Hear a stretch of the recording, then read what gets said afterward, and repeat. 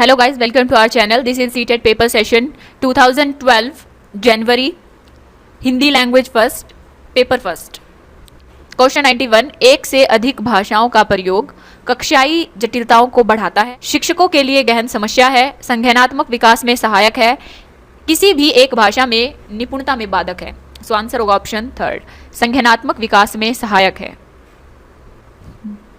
Next question है, दृष्टिबाधित बच्चों को भाषा सिखाते समय उन्हें कक्षा में अलग बैठाना चाहिए ताकि उन पर विशेष ध्यान दिया जा सके।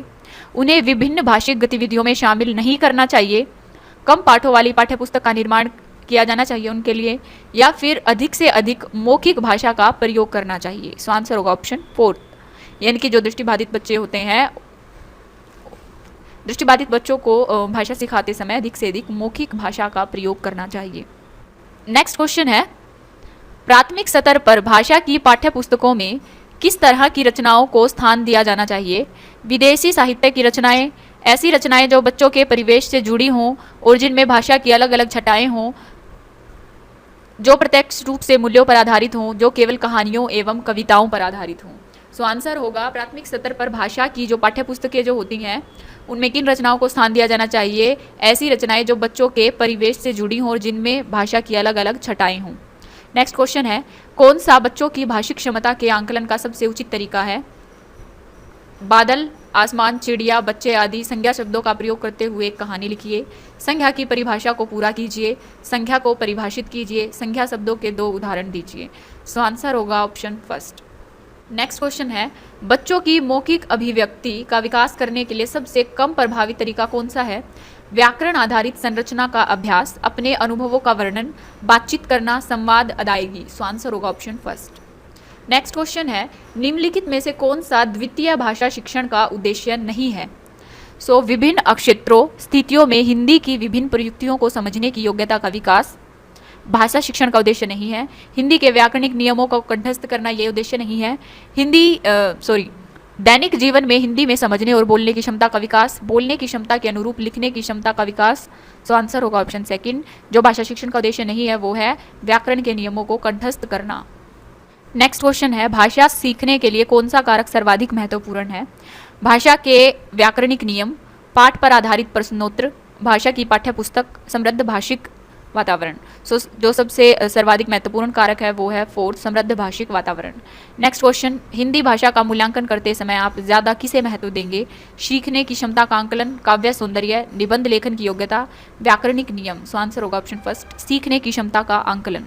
नेक्स्ट क्वेश्चन है, एक बहुभाषिक कक्षा में आप किसे सबसे कम महत्व देंगे? विभिन्न प्रकार का बाल साहित्य, कक्षा में विभिन्न प्रकार की सामग्री से समृद्ध वातावरण, कक्षा के बहुभाषिक और बहुसांस्कृतिक संदर्भों के प्रति संवेदनशीलता, बच्चों को सिखाना कि 2 भाषाओं के बीच विद्यमान समानता व अंतर का विश्लेषण कैसे किया जाता है। सो आंसर होगा ऑप्शन 4। नेक्स्ट क्वेश्चन है, भाषा की पाठ्यपुस्तक का निर्माण करते समय सबसे कम महत्वपूर्ण बिंदु है? अभ्यासों में वैविध्य, पाठों की संख्या, विषय वस्तु में वैविध्य, भाषा की विभिन्न छटाएं। सो आंसर होगा ऑप्शन 2, पाठों की संख्या। नेक्स्ट क्वेश्चन है, बहुभाषिकता भाषाई समृद्धि को खतरे में डालती है, भाषा सीखने में बाधा उत्पन्न करती है, भाषा सीखने में एक महत्वपूर्ण संसाधन है, भाषा सिखाने में बहुत बड़ी बाधा है। सो आंसर होगा ऑप्शन थर्ड, बहुभाषिकता भाषा सीखने में एक महत्वपूर्ण संसाधन है।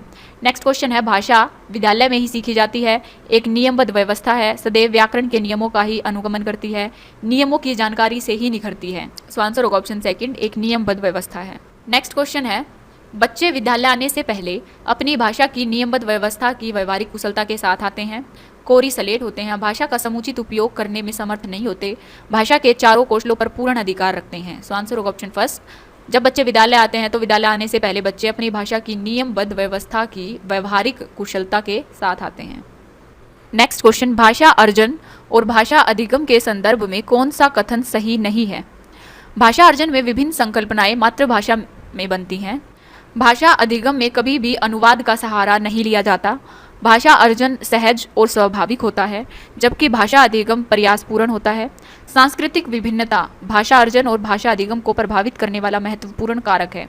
सो इसमें आपको बताना है कि जो है कौन सा कथन सही नहीं है। सो आंसर होगा ऑप्शन सेकंड, भाषा अधिगम में कभी भी अनुवाद का सहारा नहीं लिया जाता। नेक्स्ट क्वेश्चन, मंदिरा पहली कक्षा में पढ़ती है और वह मुझे आम बहुत अच्छा लगता है, मैं थक गई आदि वाक्यों का बहुत प्रयोग करती है। सो मंदिरा केवल सर्वनाम का प्रयोग जानती है, केवल लिंग की दृष्टि से ही सर्वनाम का समुचित प्रयोग करना जानती है, केवल मैं वाले वाक्य ही बोल सकती है, लिंग वचन क्रिया आदि की दृष्टि से सर्वनाम का प्रयोग करना जानती है। सो आंसर होगा ऑप्शन 4, लिंग वचन क्रिया की दृष्टि से सर्वनाम का प्रयोग करना जानती है।